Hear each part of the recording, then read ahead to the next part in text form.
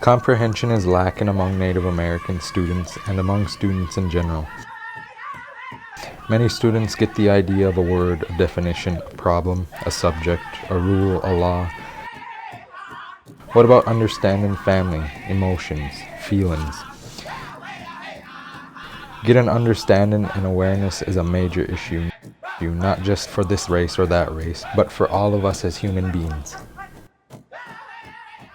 I believe students disconnect from learning real things in life at about maybe 3rd or 4th grade. I was in 1st grade for 2 years because I could not master English.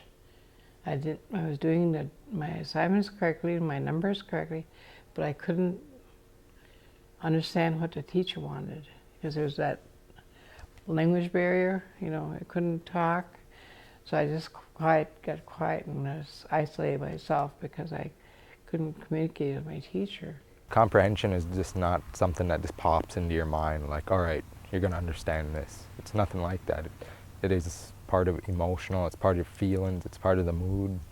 Other than comprehension, just understanding things, how they work, it's important to also know when and when not to use something that's inappropriate. For example, language. There's positive language, there's negative language, and it depends on how you comprehend some things people say, but whether or not you say kind things is always up to you. You're able to comprehend if something's mean or if it's nice, and you should be able to also comprehend how that would make another person feel on a psychological level and on a spiritual level also. So many times we start asking kids questions, we expect them to respond right away, and the quicker you respond and the louder you are, the better. And there's not a lot of value put on just watching and observing. And I think that's a real difference between the traditional way of learning and Western style learning. I guess we got to keep a balance of interaction going with students and staff, teachers.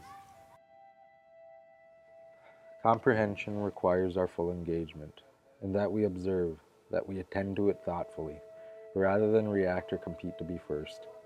This requires that teachers and students get to know each other, build a trust, and from that trust build a mutual respect for education.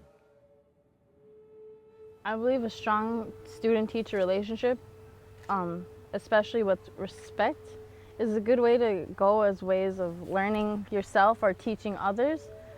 When you have your values instilled in you and you know what's right and wrong, it's easier for you to say, yes, this is what I need to do right now, and everything else can wait. We would always go to our classes and they would always have elders come in and talk to us about values and things we should, sacredness, about our culture and everything. Wisdom is one of our 7 values in the Anishinaabe culture, and they've always came to classes and spoke of this wisdom and always told little stories or something to just get a point across or to share something. It was always to share something, to give, not to take or anything. If you know the Ojibwe language, and if that's your first language that you grew up with, you have a whole different worldview. And from what I've been told, some examples of that is that in Ojibwe, the focus isn't on you, it's on the group. There isn't a focus on things, like nouns are not as important as verbs, as the action, what's going on. And so it's really a whole different way of looking at the world. And I think that does affect people. I think teachers need a little bit more specialized training in like working with kids. Everybody understands and comprehends and takes information in differently. We need specialized training for staff that need to like work with, be able to multitask and work with several different kids on a different level.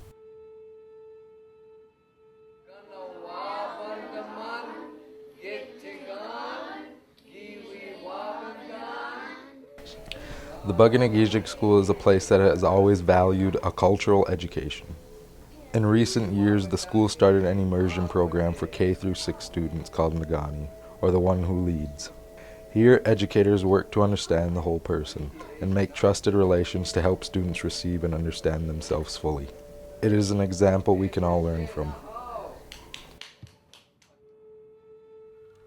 I think a person changes a small bit when they learn a second language, particularly their own language, their native language that's not much practiced anymore.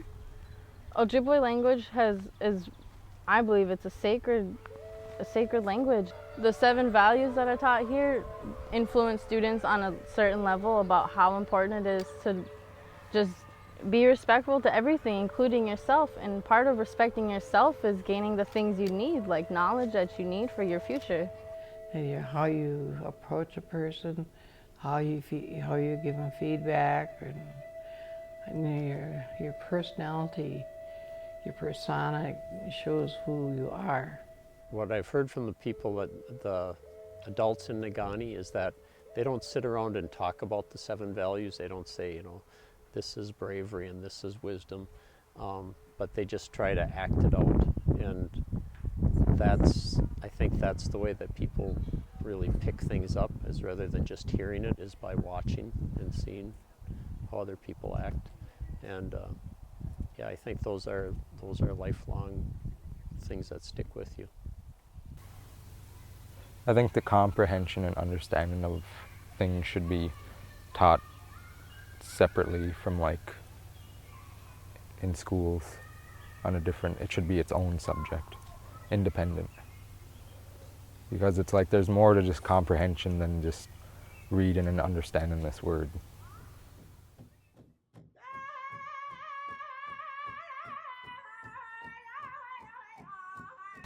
There are alternatives to Western forms of education that can bring teachers and students together with mutual understanding, respect, and a love for learning.